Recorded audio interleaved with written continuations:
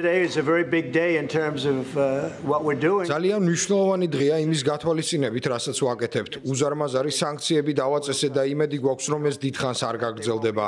სანქციები მიმართულია ორი დიდი ნავთობ კომპანიის წინააღმდეგ. იმედი მაქვს, ომი შეწყდება. რაკეტების საკითხს განვიხილავ, თუმცა ვფიქრობ, რომ ეს აუცილებელი არ იქნება. სანქციებს გავლენა ნამდვილად ექნება. ესაა მასშტაბური სანქციები ნავთობზე. მსოფლიოში ორ უდიდეს რუსულ ნავთობ კომპანიაზე. What the president is doing today with these sanctions. პრეზიდენტი ამ სანქციებით ზეწოლას აძლიერებს, რა თქმა უნდა, რუსეთზე. პრეზიდენტმა პოზიცია შეიცვალა, რათა პუტინმა გაიგოს, რა სურს ტრამპს.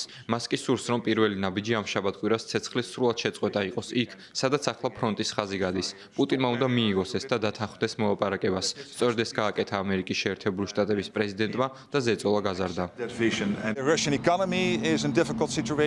რუსეთის ეკონომიკა რთულ მდგომარეობაშია. ვიცით, რომ ამჟამად მთელ რუსეთში ბენზინგასამართ სადგურებთან რიგებია. ვიცით ისიც, რომ საფრანგეთის პრეზიდენტი და სხვა ევროპელი ლიდერები გააქტიურდნენ ჩრდილოვან ფლოტთან ბრძოლაში. რა თქმა უნდა, ვხედავთ ამერიკის პრეზიდენტის ზეწოლას ზოგიერთ ევროპულ ქვეყანაზე, რათა მათ რუსული ნავთობის ყიდვა შეწყვიტონ. ამ ყველაფერს გავლენა აქვს. აბსოლუტურად დარწმუნებული ვარ, რომ მდგრადი ზეწოლის შემთხვევაში შევძლებთ პუტინის დასმას მოლაპარაკების მაგიდასთან, რათა ცეცხლის შეწყვეტას დასთანხმდეს.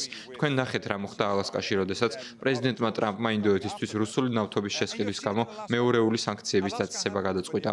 გასულ კვირას მოვისმინეთ, რომ ამერიკის პრეზიდენტი უკრაინისთვის ტომაჰავკების გაგზავნაზე ფიქრობს. ამრიგად ჩვენ შეგვიძლია პუტინის გათვლები შევცვალოთ.